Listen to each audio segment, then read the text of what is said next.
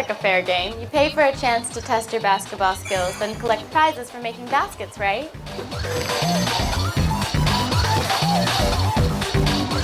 Not quite.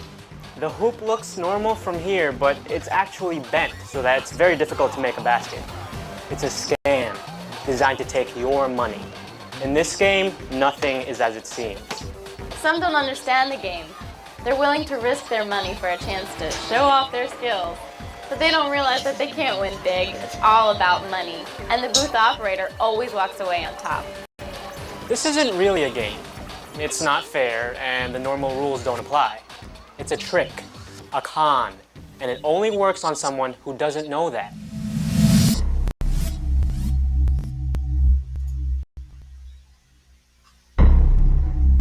Advertising works the same way. Companies use all kinds of tricks to get people to buy their products, but those tricks only work on people who don't see through the con. In this program, we want to make sure you know the con. We want you to know about the people who market tobacco and alcohol, and about the tricks they use to target teenagers and get them hooked on their products for one reason: profits.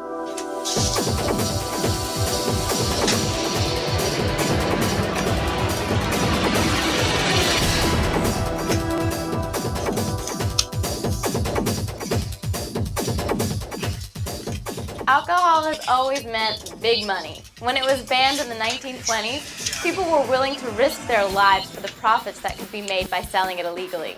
Today, over half of all alcohol products sold are purchased either by people addicted to alcohol or by people under 18. In fact, the Journal of the American Medical Association reports that people under age 21 drink 19.7% of all alcohol consumed in the U.S. Alcoholics buy a lot of alcohol because they're addicted. Young people buy a lot because they tend to binge drink. In other words, they drink a lot of alcohol in a short amount of time. Young people are easy targets for marketers because they have little experience with alcohol and the consequences of its use, or with viewing advertisements critically.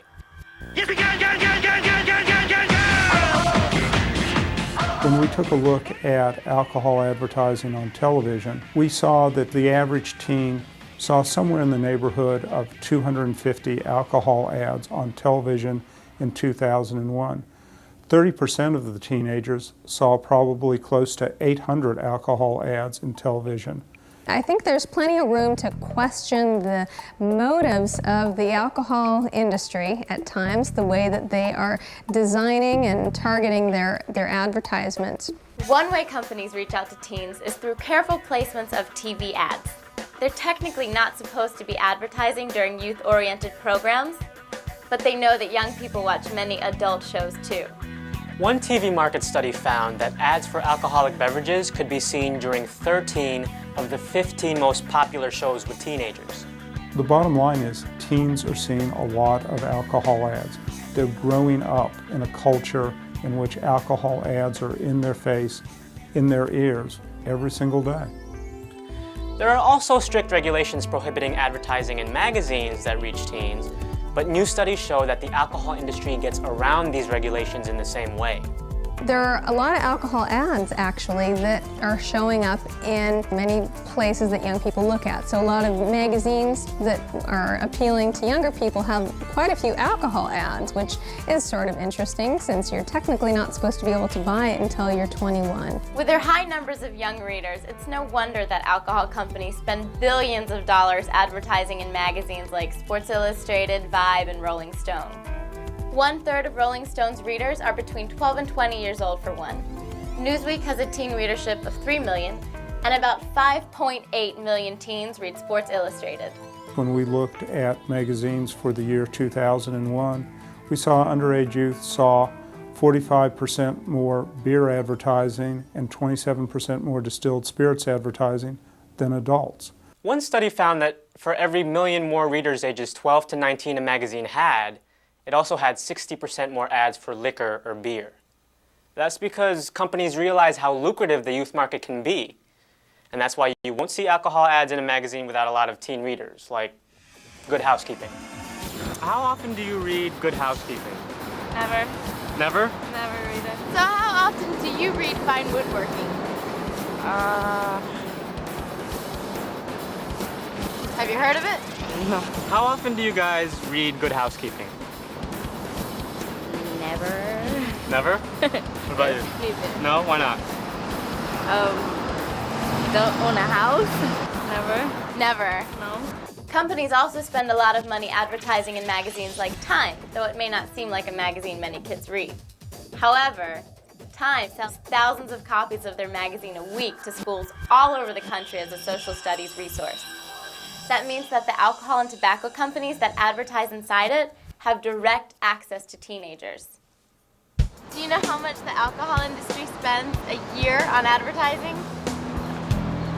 5,000. Probably millions of dollars. The alcohol industry probably spends hundreds of thousands of dollars. What, like 50 mil? No, that's too much. I think like about 2 million. More than $1 million. Hundreds of millions. No, more than that? $1.5 million. Do you want to know the real amount? What is it? 4 billion. Oh. 4 billion? $4 billion on advertising every year. That is insane. How do alcohol companies reply to accusations that they target young people? We are a responsible industry committed to responsible advertising. We do not target our ads at underage individuals, nor do we want them as customers. What do you think?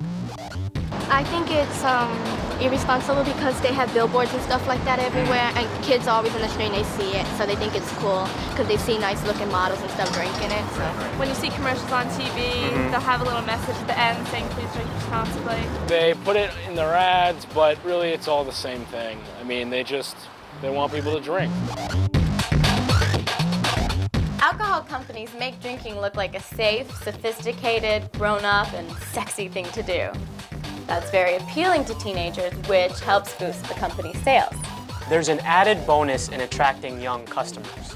People who start drinking before age 15 are 4 times more likely to become dependent on alcohol later in life. Despite all the health problems associated with alcoholism, the bottom line for the company is higher profit.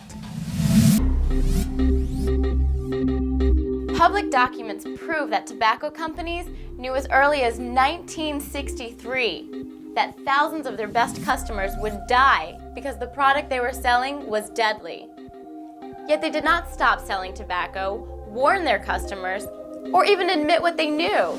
Instead, they denied everything and focused on finding new customers who would live long enough to keep profits up. It wasn't difficult to figure out just what kind of customer that was. For over 30 years, tobacco executives claimed that they didn't market to kids, but in 1998, dozens of tobacco documents marked secret or confidential were made public. And they told a different story. Comic strip type copy might get a much higher readership among younger people than any other type of copy.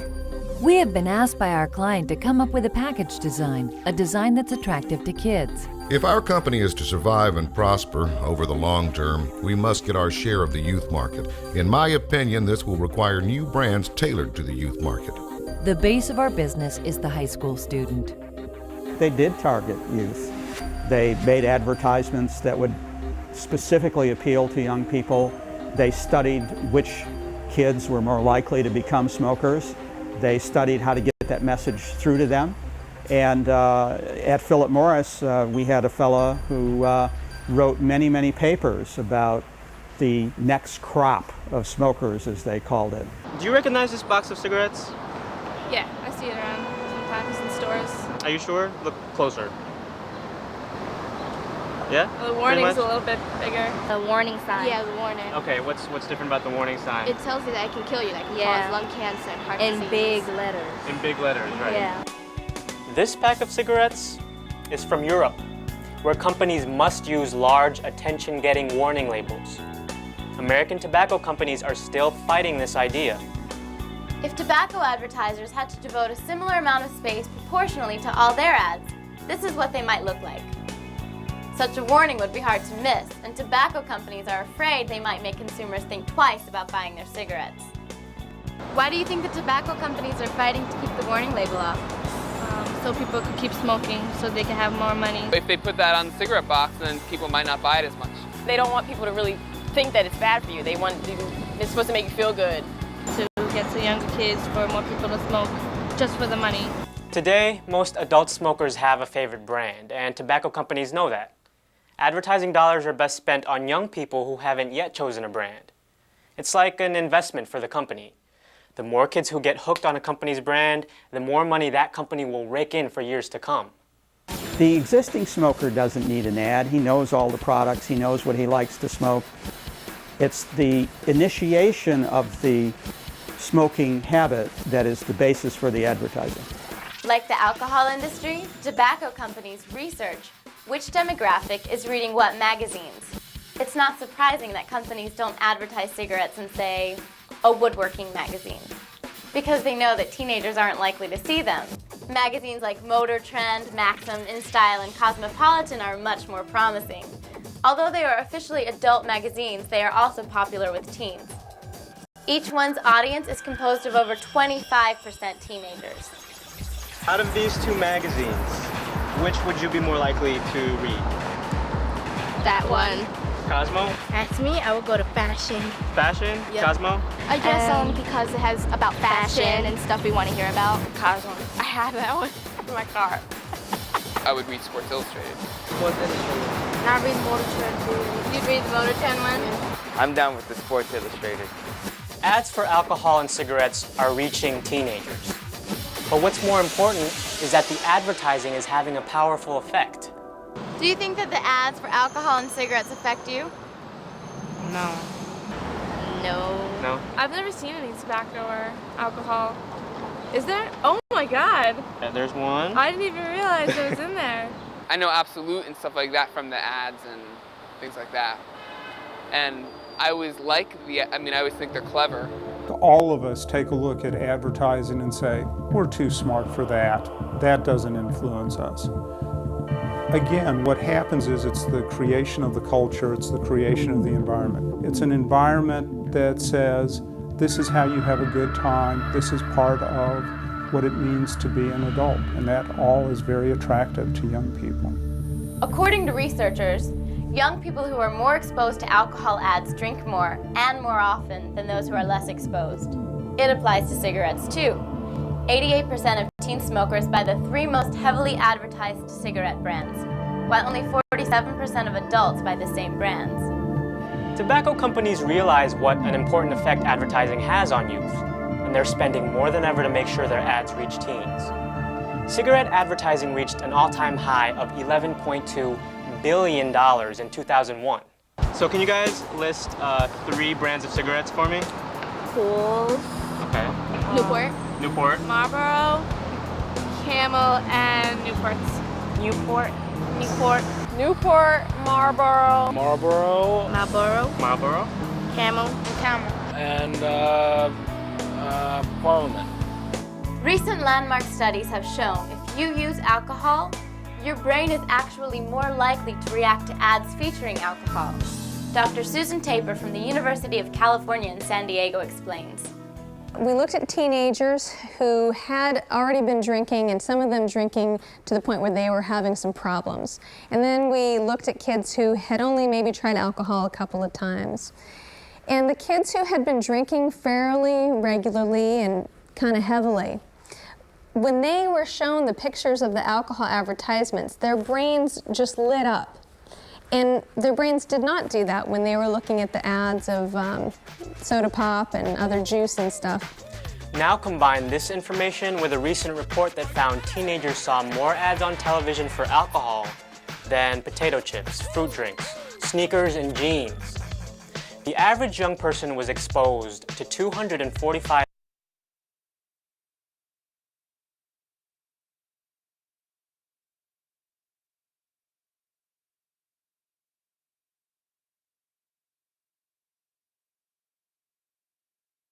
alcohol ads in 2001. For young people who are already starting to drink, the constant barrage of all of these images in the media of people drinking and billboards and magazine ads of alcohol, I think really make it hard to stay away from drinking because those images really register. Now can you guys list 3 alcoholic beverages? Heineken. Budweiser.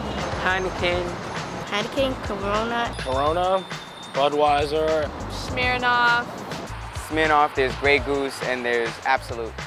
Now, can you name 3 vice presidents? 3 vice presidents.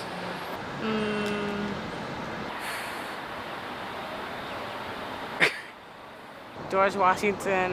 He was the president, vice president. Oh, okay, right. No, it wasn't Nixon. It was it was Nixon. Oh, that guy is in office now. In 1998, as part of a big legal settlement, tobacco companies agreed to stop marketing to kids. Just a few years later, studies prove that they've tried to sneak right past that agreement. They have upped their marketing budget by 42%, spending billions to advertise in places where kids are most likely to see the ads, like magazines with young readers and convenience stores. And what about those convenience stores? Ever wonder why there are so many ads placed on the countertops, well below the eye line of most adults? When you go to a convenience store, where is that ad for Marlboro? Is it at eye level for an adult, or is it eye level for a child? Think about that. Despite the fact that there is a ban theoretically on advertising and television and so on, the ads that do exist are still being targeted basically at the beginning smoker to get people interested in smoking. It's illegal for tobacco to be advertised on TV, but the companies have found a way around the rules. Sponsorship deals like the Skoal All-Star Super Series help companies sneak their products onto television, not to mention posters and t-shirts. Every time a race car goes around the track, millions of kids see a tobacco logo. Alcohol companies do the same thing by sponsoring food cook-offs, music festivals, and sporting events. One stadium is even named after a beer. There's a lot of money spent on alcohol advertising, so it's a very prominent feature of our society.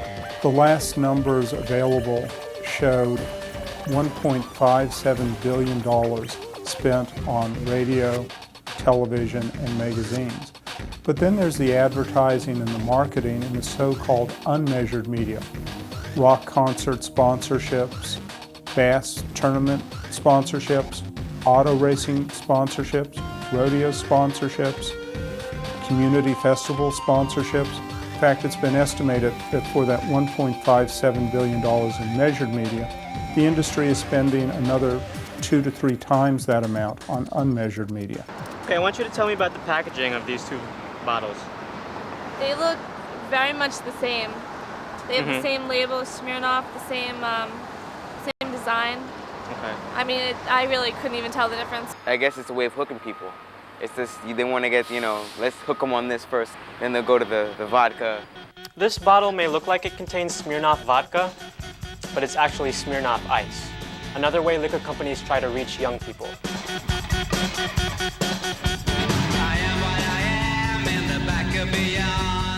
Hard liquor companies aren't supposed to advertise on TV, but this is known as an Alcopop. Alcopops are alcoholic drinks that look and taste like sodas or fruit drinks, but they use the same company logos and bottle designs as their hard liquor cousins.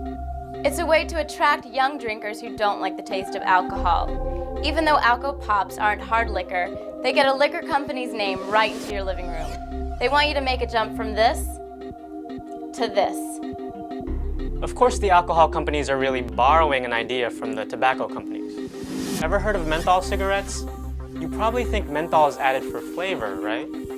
Many chemicals are added to cigarettes to make them more acceptable. This one's a Marlboro I have here. They put licorice and chocolate in this cigarette. Now you might ask yourself, why licorice and chocolate? Over the years, they found that people found that acceptable. Those also happen to be flavors that appeal to younger people.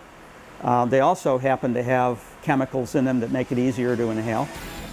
Menthol is an interesting one because menthol is used in cough drops to help you get over a sore throat. When you use menthol, you can't tell your throat is sore. Put menthol in a cigarette, that means you cannot feel the irritation of the smoke that gets into your throat, into your lungs. So it allows you to inhale more, to inhale deeper, to get more nicotine into your body. There's another way that cigarette executives reach out to young people: product placement, which is displaying a product prominently in a TV show or movie. Watching their favorite characters lighting up on screen has a big effect on teens. You can't get no cleaner in this here. Look here. These are very popular cigarette with the children. You know what this is in here? You know what this is? A study at Dartmouth Medical School found that smoking in films is more than twice as effective as cigarette ads in attracting young people. In fact, teens who have been highly exposed to smoking in movies are 3 times as likely to smoke as those with lower levels of exposure. You might think that product placement in movies is okay, as long as it's in R-rated movies that aren't being marketed to young people anyway. But that isn't the case. A recent study reviewed 145 popular films and found that 76% of R-rated movies contain scenes of tobacco use, but that even more, 82% of the PG-13 movies showed tobacco use. Those films are directly marketed to teenagers, which means that the cigarettes featured in them are also being marketed. It's clear that tobacco and alcohol companies market to young people, but some teenagers are more targeted than others.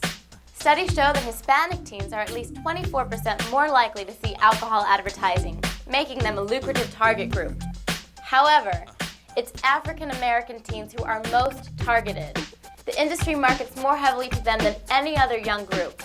In 2002 alone, alcohol companies spent $11.7 million on ads during the 15 most popular TV shows among African American teens. It's a bad thing to know, that they want to target us. They put, rap stars and everybody drinking, and, the teenagers look at these things and they're like, oh, I want to be like this person. So, they drink what they drink. They're obviously making money off of it, and then it's wrong. They know that if I can get to the person that's just the high school student, they'll be my customer forever. Like the booth operator, tobacco and alcohol companies make money by promising one thing and delivering another. It's not fair, but they aren't concerned with fairness. The bottom line for both is simply profit. The actions of these companies have proven that any concern other than money, including your health, is secondary. You are what's making them money. So before you buy their alcohol and tobacco, Before you load their bank accounts with cash, before you put your own health and safety, your own life on the line, ask yourself, how does it feel to know that you are being targeted? are the billions of dollars these companies spend influencing your decisions to use their products? How do you feel knowing that tobacco and alcohol companies are making a profit from selling to teenagers, even though it's illegal? And what kind of message are you sending to these companies when you choose not to use or purchase their products?